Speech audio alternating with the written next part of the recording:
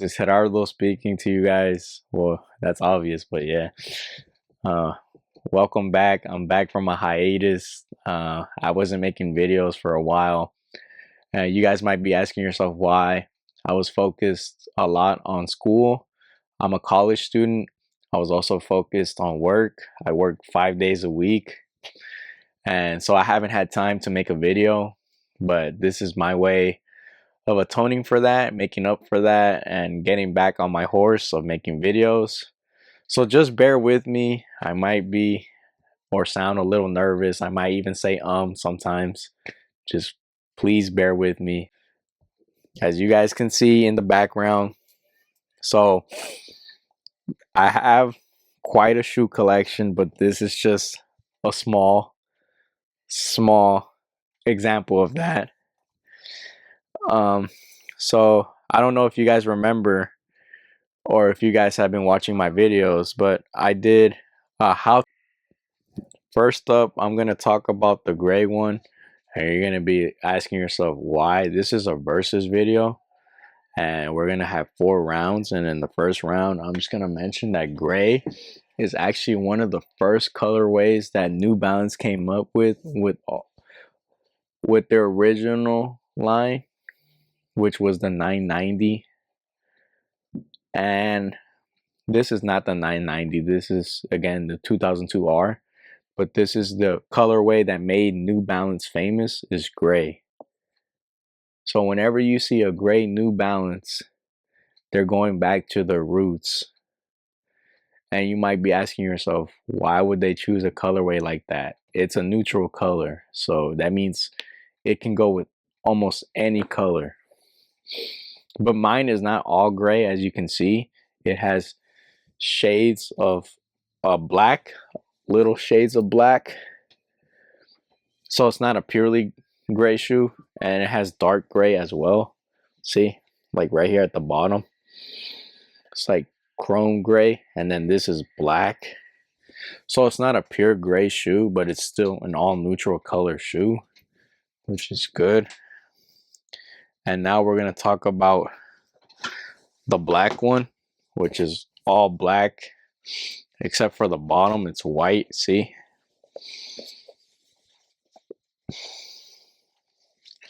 now compared to the gray ones I only wore once.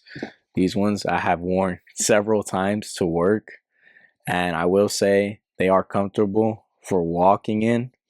But when it comes to standing, like just standing still, they're not that comfortable. I would say they are all right. They kind of do the job.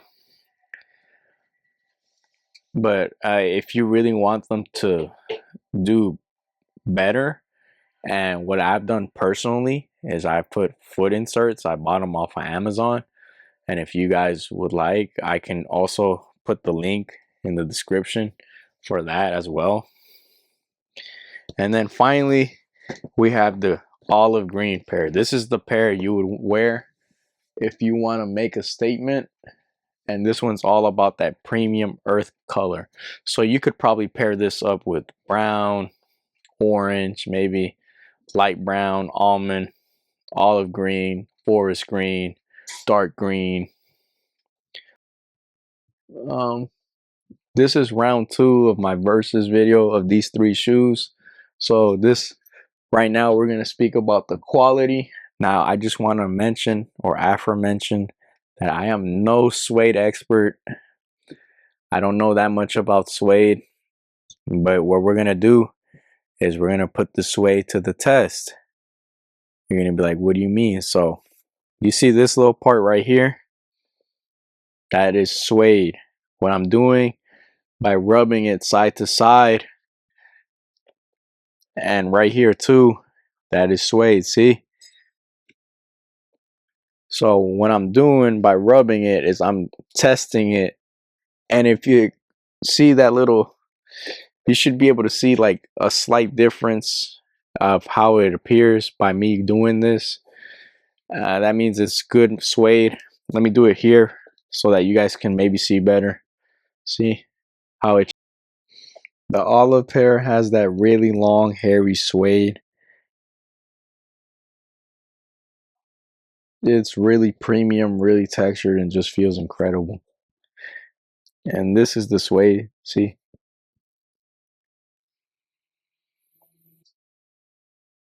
the olive pear has that really long, hairy suede. It is super premium, really textured, and just feels incredible in hand. So what you might be wondering is that this is suede. See, and this suede feels slightly different than that of the gray pear. This one feels kind of rougher, kind of tougher, and slightly more durable, if that makes sense. And then finally, let's move on to the black and white pair. This is the black and white pair. These ones have smoother leather panels, and this one just feels like it would be easier to clean.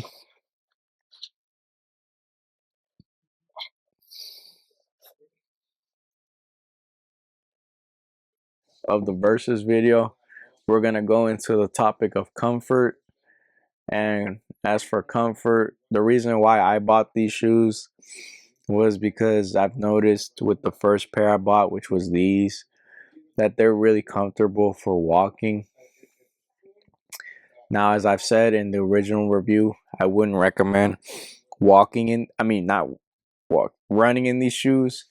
They are horrible for running. I mean, you could probably run maybe a mile or two. They would be comfortable. But if you run more than a mile or two, yeah, definitely invest in some actual running shoes. Because I know you guys are reading right here where it says New Balance running. Look at that small label. These, I can attest to you, they are not running shoes, even though they say they are. They are not. They are good for walking. Use them only for walking. They are horrible for standing in place. Let's say you're at the DMV, for example, and you have to stand in line for 6 hours. These will make your feet start to hurt. But let's say you're walking, you're not standing still. These are perfect for that. Let's say you're walking through the mall. These are perfect for that. But should you stand still somewhere, your feet will start to hurt in these. But my feet don't hurt. As for why, because I had mentioned and will re-mention, is that you should buy foot inserts. I bought mine off of Amazon. And what they do is they make a semi-comfortable shoe more comfortable. And before I finish, I mentioned this in my original video, and I think I went slightly in depth in my styling video, and if not, I should mention it here. But the materials in all three shoes, they have the Absorb. So the Absorb, I think, is this one. It's this one right here, all the way right here. It's this little thing. And then it also has N Energy, which is this, the sole. So it has two different kinds of materials in it, not just one, but two. And the N Energy.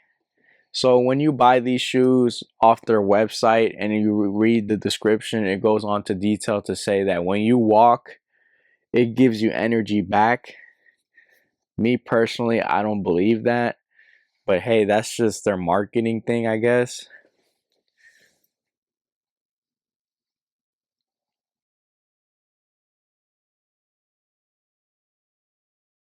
Um, Now we're gonna go into versatility and styling.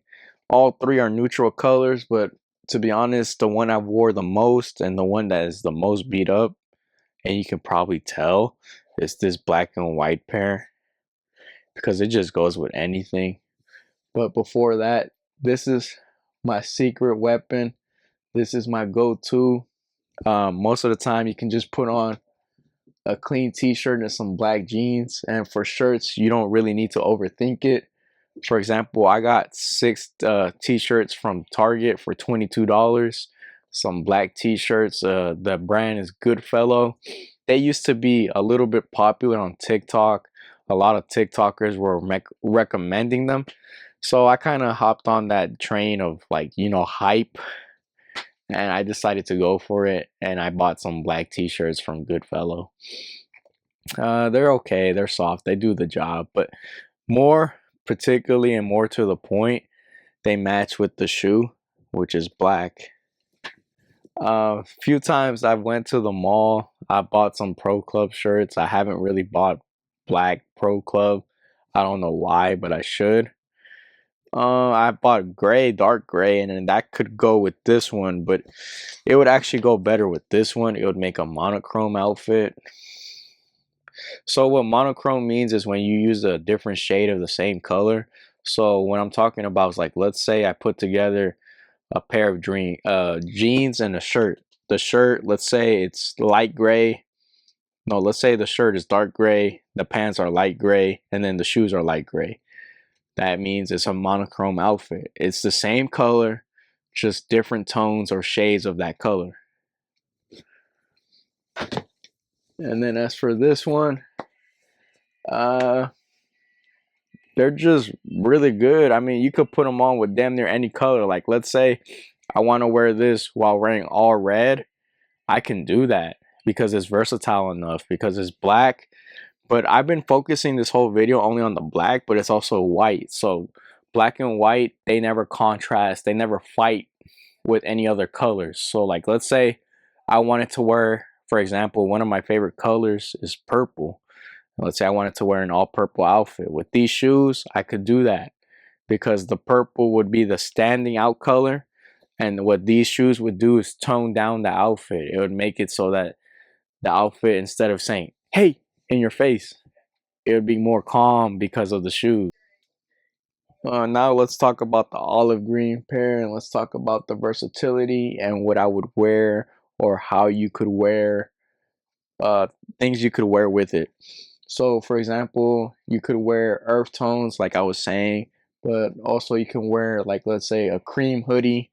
Hollister sometimes sells cream hoodies. Other brands like H&M sell cream hoodies. A whole bunch of mall brands sell cream hoodies, and that's a way you could style these. You could also wear brown cargos. Cargos are in style nowadays. You could wear that, and that's unisex. So what that means is that like men and women could wear it. And what I forgot to mention is these shoes are also available in women's sizing, but if you were to get it in a woman's size, so for example, I'm 11.5. If you were to get it in a woman's size, you would have to size a whole size down, or a size and a half down, or maybe just a half size. I've read a lot of I know that doesn't really make sense. You might be asking yourself, so what do you mean? I've been doing a little bit of research on that. The general rule for unisex shoes is size a whole size down, or a whole size and a half down, because men's sizing is a lot bigger than women's shoes. So like for example, in women's shoes, I'm actually a size 13 and a half, but in men's, I'm 11 and a half. See how that works? No, I would say they're all winners, including the gray one. The gray one, it won for its ultimate versatility. So what that means is, as I said, you can pair it with a lot of colors, but that also rings true for this one. The only one you would be limited in pairing certain colors with would be this one. For example, you can't wear red with this. No, it wouldn't go. You couldn't wear, like, let's say royal blue with this. It just wouldn't go. Certain blues wouldn't go with it. You could go with navy blue. As for why, because it's a neutral color. But other types of blue, it wouldn't go at all. You couldn't wear purple. You could maybe get away with orange, because orange is a fall color, and olive green is also a very fall color. But in order to pair it with orange, you would have to wear like a really bright shirt, and then to tone it down, you would have to wear like olive green pants and then the shoes. So what I'm trying to say is, one statement piece, one piece to tone down the outfit, and then one piece, the last piece, or the piece of resistance, as the French would like to say, this, the shoe. And that's it, guys. Don't forget to like, subscribe, Please comment. Let me know your thoughts. Let me know, would you guys own 3 pairs of the same shoe if you really liked the shoe? Also, before I go, let me mention pricing in case you guys are interested in that. So for these 2 shoes, I paid full price. I paid $145. Well, actually at that time, because this was before the tariffs hit and Trump did hit us with tariffs. If you guys aren't aware of politics, yeah, that's what's going on. That's why your shoes are increasing in price. That's why everything's increasing in price. But yeah, let me get back to the point. So I paid 135, 135. The one that actually was the cheapest out of these 3 was this one. I got this one for 85. It was a steal. It was a deal. I got it for a good price. And right now, certain colorways of this shoe are on sale because it's Cyber Monday, Black Friday, and I am gonna make another video. I did go Black Friday shopping, guys, and if you guys can see this video, it's actually shot on my brand new phone, so the quality of the camera should look a lot better, and hopefully the audio. I should mention again, I bought a mic. That's what this is. If you guys are wondering, what's that little thing on his shirt? It's a wireless mic, so you guys can hear me better. And again, please don't forget to like, subscribe, comment. Heck, if you guys even just want to comment anything really, as long as it's positive, please try to keep it positive, and please try to keep it beneficial and important. Don't just say things like, oh hey, I'm welcome to criticism if you guys want me to make any other type of video. And then you guys might also be wondering, so why did I become a sneakerhead in the first place? When I was a little kid, I didn't have many shoes. I actually had to wear the same fucking pair of one shoe every year. And every year I would switch out that shoe. And my mom told me when I was little, when you get your own job, you can get as many pairs of shoes as you want. And I took that literally. And now that I'm older, I just want to live out my dream of being a sneakerhead. And I hope you guys join me on that journey. Thank you.